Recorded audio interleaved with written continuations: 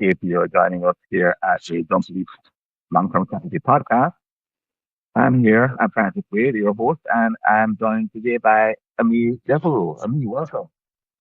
Hey, good to see you, Francis. I'm having more technical difficulties, so I'm not used to doing anything media related on a phone, so I don't really know what I'm doing here. So I'm trying to adjust the volume so I can hear you better. But No problem. I'm also having a bunch of technical issues. But anyway, let's jump into our challenge of the day or problem of the day. And the title, as folks may have seen, is How to Communicate Strategy and Vision to Staff. Do it in your sleep with AI. So I think that might be a gross overstatement. But it's clickbait, but it's a real problem, isn't it? That coming out yes, of a class session or a retreat or a project, CEO or a chairman or an executive wants to communicate the strategy and the vision to their staff, and they want to engage them, and they want to get stuff going because it's not enough just to have done it in the session. Now they have a real challenge, and maybe they tried it in the past. They thought it would go well because they were very charming or location or good looking, and it went really bad. And now that they're burned, they realize that they're not Tony Robbins combined with Les Brown, combined with Big River. But they don't have that magic touch when it comes to inspiring others.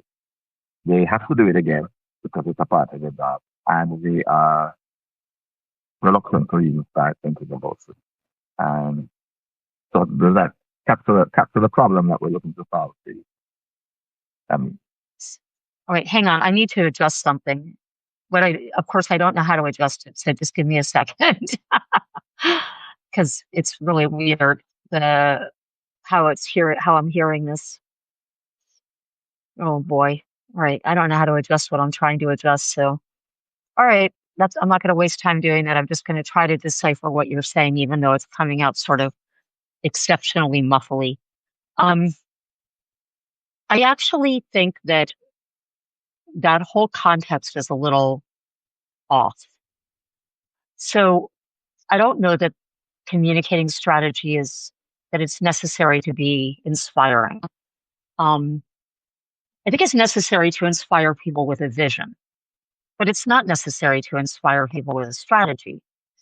And I also don't think that communication tells the whole story. Um, because what I see a lot, and maybe you do too, and not just like in my own practice, but also I mean, you see this in case histories, you see this if you follow the stock market, if you go to earnings calls and all that kind of thing, is that a new strategy is developed and then the CEO and or executive team go on an evangelistic tour. So they do a bunch of town halls and they put out a bunch of PowerPoints and they have meetings with their teams and they build balanced scorecards and they cascade KPIs and there's all this stuff they do. But it's like a finite tour, kind of like a campaign, right? And so they spend a month doing that, or they spend 6 months doing it. It doesn't really matter, whatever the time frame is. At a certain point, that stops. And then what the entire employee body is left with is the metrics. And they no longer have any reinforcement for the strategy. And they never really had the strategy translated into their own job. They only ever had this kind of um, big picture version of the strategy. And maybe they got some kind of departmental version from their VP, but they never got to address the question of like, what does this mean for me? What does this mean in my choices between, doing X and doing Y? Um, and nor is it an employee's job to even ask that question. So that whole thing takes place. They're left with metrics and KPIs. Their job now is dictated, the success in their job is dictated by fulfilling performance metrics that hopefully are somehow connected to the strategy, but maybe they are and maybe they aren't. And maybe they are, but they contradict each other, or maybe they drive the wrong behavior. Who knows? Because the strategy is now a memory. It's not present. And so when I look at that, I don't see a communication problem. It's not that it wasn't communicated. What I see is an activation problem, that it's not active for employees in the way that it may be very active for the CEO. It's almost certainly very active for the board of directors. It's not activated within the employees, any of them probably. And that lack of aliveness is where the strategy goes to die. It's like that gap between communication and activation is where strategy dies. All right, let me, because I agree, of course, or I wouldn't have you on the program, right? But Well, I don't the know about people that. I listening, mean, we can have a great argument about things we disagree about. oh yeah, right? Um, but someone who is listening, and I do see that we have a listener, this one, someone who's Thank God. listening would that what are you talking about? Because every CEO and every chairman has this as a communication problem. And I've been reading, reading about, the solutions that people are positing on LinkedIn and on podcasts. And their solutions always make it sound like it's easy, like it's just a matter of telling people, like it's not hard. It's, it's, it's all you have to do is to make it simple. And all you need to do is to simply communicate. The word simple is often attached to the communication as the solution. And I Hmm. think that's the trap because then the thought of a CEO is, oh, I need to communicate better, or I need to communicate more, or I need to do more town halls, like you said, or I need to send out more resources, like more reports, or I need to get my managers to have more communication with their staff. It's all a more type phenomenon because what they've done in the past hasn't worked and what they're doing now, as far as they can tell, their part to play is to keep talking or to get someone to keep talking or keep sending or get people reading or somehow, but it has to do with more communication. That's the Well, default answer. and I think the really telling thing is that in everything you just said, you could substitute the word talking for communicating. And communication is not, first of all, about talking.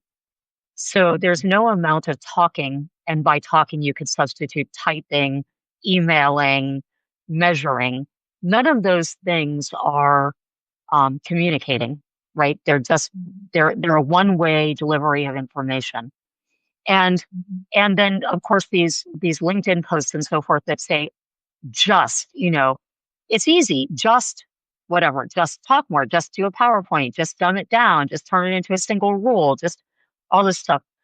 Again, that is all just delivering information. And none of that becomes activated in day to day activity unless you have an exceptional manager who does have the capacity to take the strategy and employ it in their day to day management of their team as they make decisions on an ongoing basis about, do we do this or do we do that? Do we put resources into this and take them away from that? Or do we not do that? Do we close this deal even though we're not going to deliver the thing we promised the client, or don't we close that deal? Are you taking a break from listening? Or, I mean, are you still with me while you're changing technology? Yeah.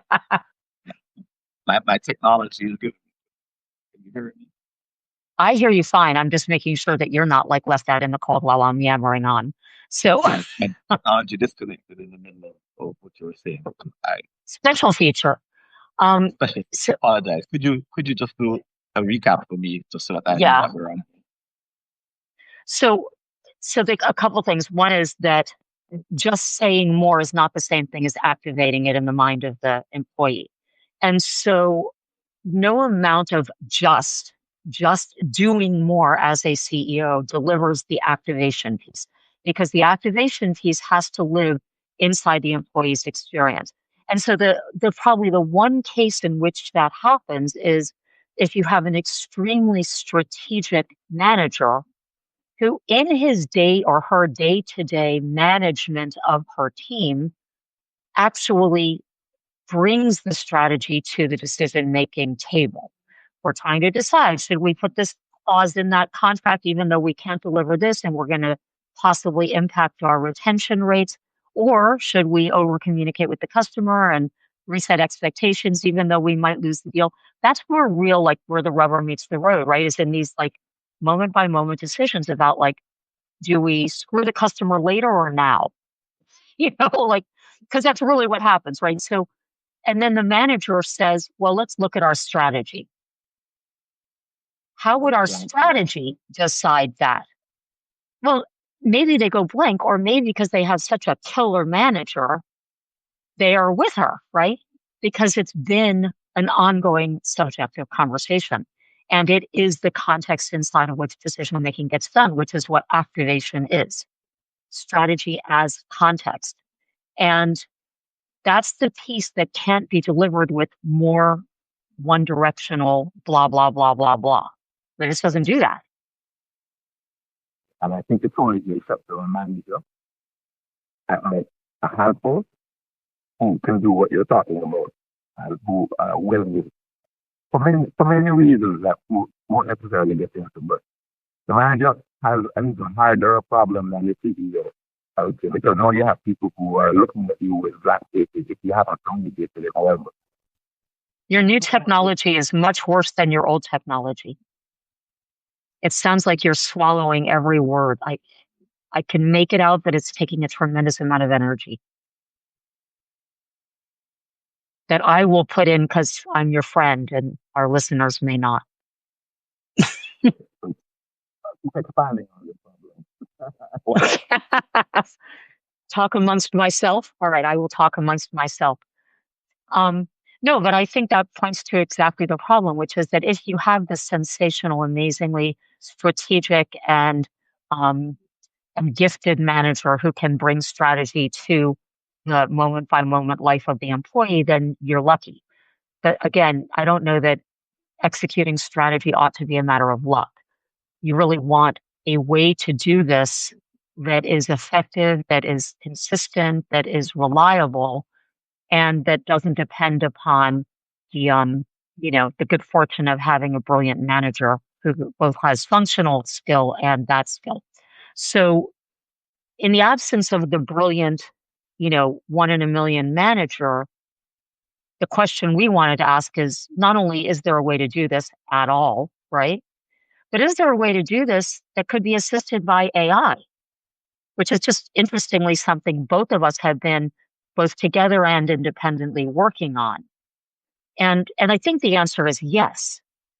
And there's a lot of ways to crack that. But let's talk about what it would look like for what does it look like for strategy to be activated at the level of the employee? And by the level of the employee, I mean everyone from the receptionist to the janitor to the customer service rep, to the guy writing code. What does that look like? And well, let me test to see if you're hearing me. Oh my God, so good. So much better, Francis. So good. Okay. No, So good. no more Bluetooth. Okay. So activation then. This business of someone acting on behalf of the strategy where they're doing the kind of things that you mentioned, where they're making trade-offs, where they're they know the nuances.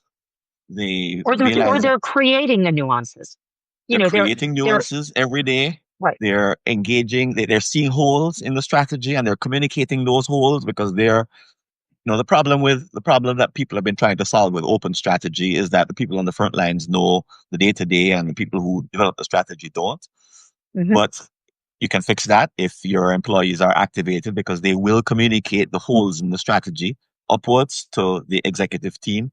So it fixes all of these problems that you really want to have fixed. I think you've gone a step beyond what activation fixes. And let me say why. So I think that if strategy is active for employees, it becomes the context for decision making. Yes. Mm-hmm. And that's really the goal of what we're talking about here.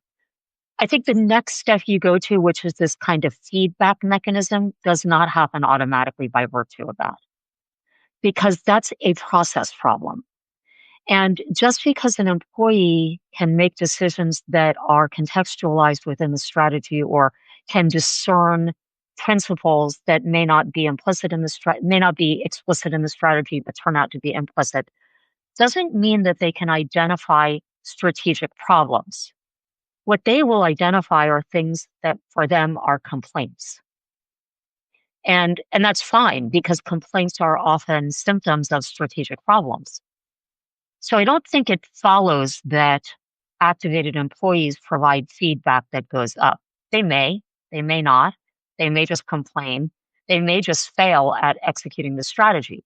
But one thing's for sure, step one is you need the strategy activated. You need them acting with the strategy as context. And you can't do that by talking to them. Right. Well, let me put off the explanation of why I said the upward feedback would happen for when we discuss the different approaches that we're taking to solve this problem. So let's pivot to how can AI be used to crack the activation problem? And I know we've been coming at it from different angles and collaborating. So would you like to go first and share what you've been doing and Sure. working on? How So you've been tackling this? this is such perfect timing because I actually finally have a prototype I can share with you. I finally got, I mean, I've been, Yay! yeah, I have been fighting with Vibe coding platform now for, I don't know, what is it, a month and a half, 2 months, 3 months? It seems like forever. I apologize to my subscribers. I have literally not published a word because this is all I have been doing. Um, and vibe coding is a very tedious process because something as simple as rendering a matrix can take 3 weeks to tweak. And I can't go away and write a paragraph because the AI iterates really fast, not fast enough for me to get into a flow, but too fast for me to write a paragraph. So, um, anyway, what I've been creating and what I think is one way to craft this is a way for an organization's strategy owner, whoever that is, to give enough information to an AI that the AI can understand the strategy and through an entire dialogue, take that strategy, map it against a competitive matrix, discern principles. This is all through an interactive process with the CEO or strategy owner, come up with a version of the strategy that the CEO says, yes, that's it. You got it. This is without any particular documents, any particular format. This process walks you through with whatever you have or don't have. He can then have his colleagues, the rest of the leadership team, vet it and come back and say, no, actually, this is a little bit off and that's a little bit off. And we need to change this. And that's not really how it works in product. It works like this. They get it all wrapped up and they have the strategy. And then they can disseminate that to all the employees, and the employees themselves go through an interactive onboarding to the strategy and can then utilize that AI to make real decisions. So, I mean, the onboarding involves, again, an interactive process where the employees learn the strategy and then answer questions or give solutions to dilemmas based on their read of the strategy. And the AI helps them internalize that and get the nuances. And then as they have day-to-day dilemmas, if their manager is not the one they talk to, they can go to the AI and say, look, I've got this problem, this contract's about to go, the customer is expecting this feature. The team's not really going to have the feature until next year, even though they're saying they're going to have a beta in 6 months. Do I run the risk of closing the deal? And the AI can take the principles that have been discerned from the strategy, take the scenarios that the CEO already sort of did the process with and gave the AI what the answer was, and help the employee make a decision that's consistent with the strategy. So that process answers part one, which is activate the strategy. And this use of this tool can become part of the performance review process so that you can actually enforce that employees do need to use this thing. It's not just Nice. left up to them because otherwise they won't, right? Because why It's add not one more thing optional, to do? Yeah, it's not especially if you're in optional. a strategically sensitive or um, you're in a pivotal role. You're in a Hmm. role which the strategy relies on, that you need to do something different. And the strategy Right. needs to help you to do that different thing, especially for those people. Because there's some people like the Yeah. gardener, people who do customer service who may not be engaged directly in the new strategy. They may just be doing business as usual. Right. But Like for the the ones who it accounting has to be, team.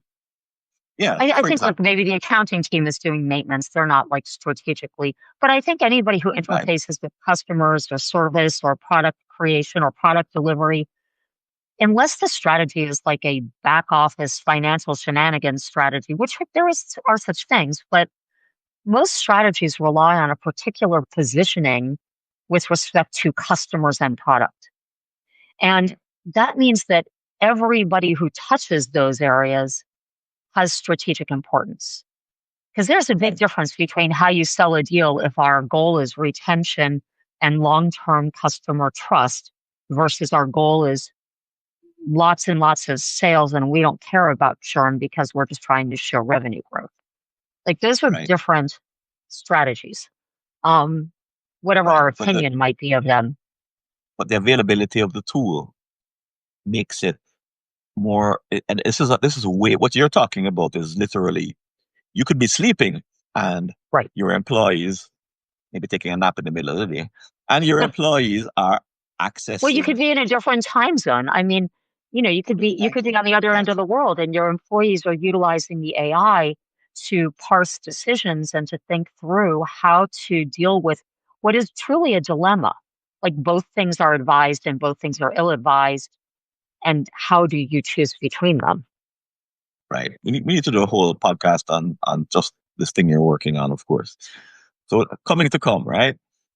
So let me share a little bit of what I've been doing on with the time we have left. So I've been focusing on the first part of that problem, which is the initial communication to staff, kind of like the onboarding. So I mean, you mentioned before that the options have been pretty crappy, which is you have a town hall, and you get no answers. Usually, you send out a document that nobody reads because it's too long, it's too awful. You rely on your middle managers who themselves don't really understand what they're communicating and will, pick off some little small piece and decide that that's the piece they're going to focus on because the parts outside of their understanding are just too mysterious. So they don't even get into it. So I've been focusing on that first communication to say, how do you introduce a strategy to a group of people, to an audience who wasn't there in the development of it? And so far, the techniques that I've used with a couple of clients so far is it's pretty simple actually. Well, It's just pretty to give them a cool, though. I mean, I think it's very cool. well, thanks. Well, the first part has to do with where's the company in the terms of its past and its present. It's sort of a what's the background, what brings us to today, and what are the salient facts, what are the known challenges, what are the scary trends. It sort of packages them into one very simple display. Um, and then the second part is look to the future, which is what's the target year, and in my case, the target year is usually 15 to 30 years old. And then what does that target year look like in terms of metrics, in terms of experiences, or different ways that you could describe it. And that's a part two, which is sort of a standalone. And then the third part is a variation of a shared language model like Notebook LM, in which the strategy documents, and when I say strategy documents, it could look like a traditional report, for example, but nowadays we can also include things like transcripts, videos, audios, results of surveys, results of interviews. If you want to get fancy, you can pull in stuff from industry if you really want to go to town. I think that's not as important. But all of the all of the materials that were a part of developing the strategy, if you capture them, can be converted into content sources for a Notebook LM. And if you're familiar with Notebook LM, it allows you to enter into a closed environment and query the contents of the environment. So some using natural language. So someone can enter a Actually, notebook I think, LM. yeah, you made that more obtuse than it needed to be. I mean, Notebook LM is an AI that lets you upload a bunch of documents. They can be links, they can be documents, they can be books, they can be anything. You put as many of them as you want up there. So that's like your source list. And then you can ask questions about any or all of them. And you can ask it to tell you more about things or explain something to you or ask it what the inference is that it would make based on any one or all of those sources. So it's just You an can, interactive interrogation of source material. right. And you can ask it to cross reference and compare and contrast between and it can you can say what are all the mentions of this phrase in all the conversations that were had to develop the strategy, and it will faithfully.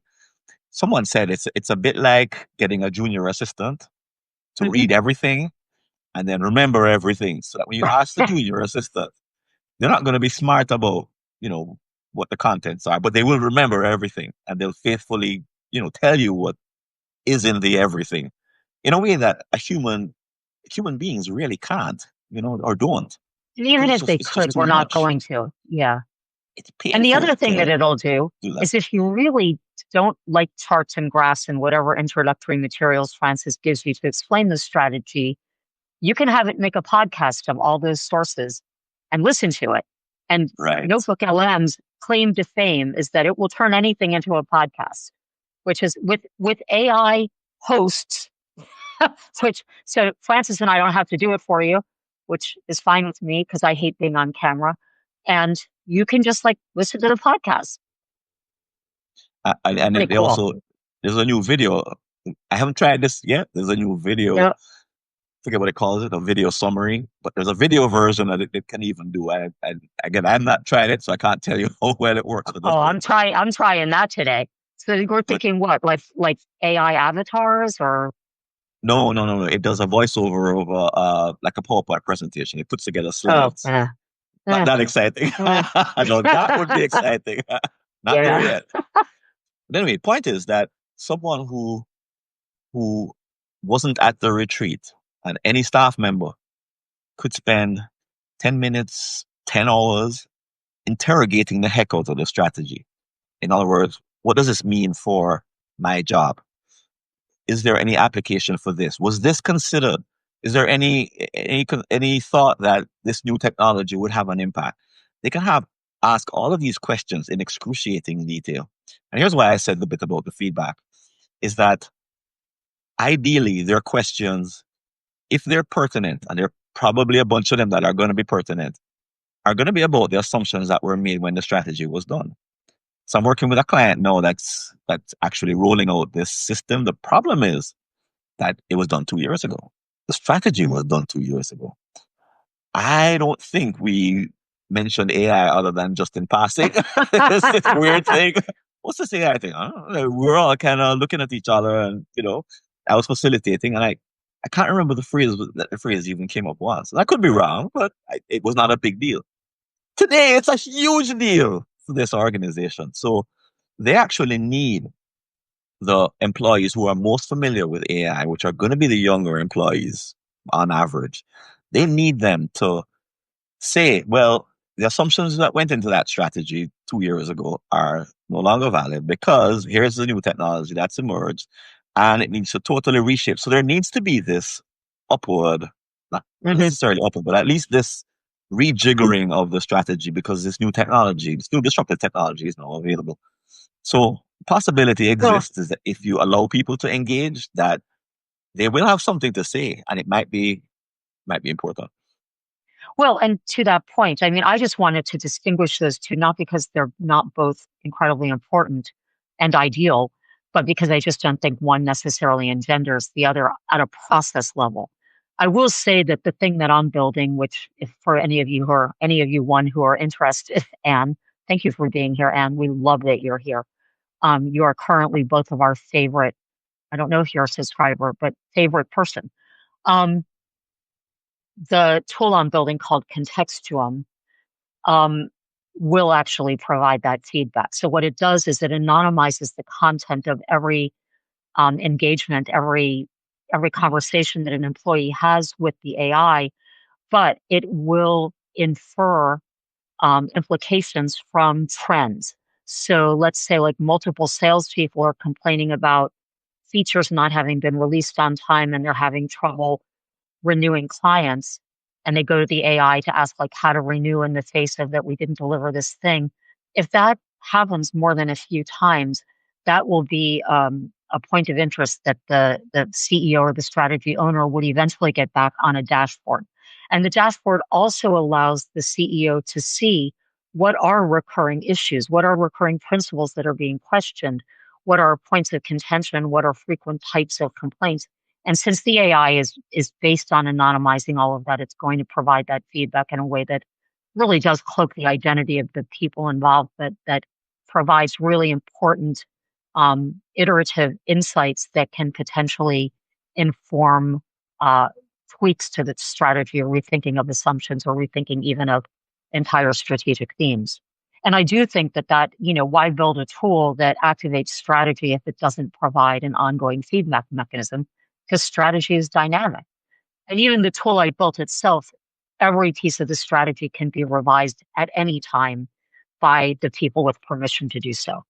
So, Right, right. I think the thing that we discovered, folks, and this is all in the last 3 weeks. I mean, that we I don't know, started this, a month, maybe a month maybe and a a half. month.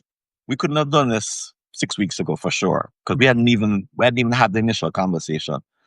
The thing that's different about what we're trying or doing, as opposed to what I'm hearing about, is that this involves people. This is this is driven by stakeholders. In this case, staff is what we've talked about, but it could be any Hmm. stakeholder. It's not Right, driven by AI searching out the corners of the internet to try to right. find where your strategy may have gone stale. That has its place, but compared to the activation of every single stakeholder or employee, board member, you could even get customers involved. Oh, yeah, Doing it in a systematic way, using a dashboard, using an SLM, is through people using AI. It's not right. instead of AI. And I think that's where I've And not and heard anybody say what we're talking about. what's been so interesting as I've been building this, because I'm not an engineer. And so like I'm sort of learning a lot about coding because of all the bugs that keep getting created. And I am the only thought partner the AI has. And half the time I get annoyed with it. I'm like, no, stop doing that same thing. Let's try it this way. And the AI is like, oh, yeah, we could do that. Brother. And It's, it's very obedient. I mean, like, holy cow, like, yeah, we could do that. I mean, like, really simple things like stop forcing it to be a container that's all lateral, wrap the text. I mean, honestly, this has been like a thing, like 3 weeks working on a matrix rendering. But anyway, I digress. Um, but what's really been interesting is that the few things that I've asked the AI to do within the program, that is, like, I ask it to go out and find competitors, right? So you have this initial developmental document or whatever the CEO has given you. Now populate some competitors. It's terrible at it. It's terrible at doing that piece. I mean, it can find the competitors, but since I'm having every competitor, including the user organization, is rating itself on these competitive axes, like, expensive budget or, different axes, the AI rates everything dead center. Like it literally can make no determination Distinctions. as to, yeah, it has no distinctions at all. And so I stopped having it rate anything. I said, yeah, populate it with competitors, but it's got to be completely editable so that the user can delete all the competitors if they're stupid, you know, or irrelevant and add their own. And so, like almost everything that I had the AI populate through its own research has had to become either be dispensed with or become entirely deletable and editable. But everything I've asked it to do in terms of discerning and inferring and crafting or extracting principles from the truth that it's been given, it does expertly. And that's the piece that you can't replace without humans, except humans can't do it as fast or as consistently or for every employee in every instance and all the myriad use cases there are. Right. right? So I mean, we're just at that point where we need to wrap up. Yeah. Uh, uh, To be folks, I want continued. to thank you for showing up. We have 4 people and me. Cool. Thank you for jumping on. We talked this morning, and here you are. Thanks for jumping on at short notice. And folks, you can follow both of us on Substack. And if you think we should do another one like this, let us know. And And we'll we talk will make about sure it. to let you know when we're going to do it and give you some notice, since we only decided an hour before, so we didn't have any notice. But we could actually schedule it. I think we can schedule it. I was trying to figure We out how to can. do it before this. I couldn't figure it out. What can I tell Well, you? I don't know if we can schedule it on here, but we can schedule it and then tell our subscribers when it is. Right, we can do that. Right, manually. Yeah. Great. Folks, thanks for All joining right. us. Take care. All the Thanks, best. Francis. Thanks, Amie. Bye.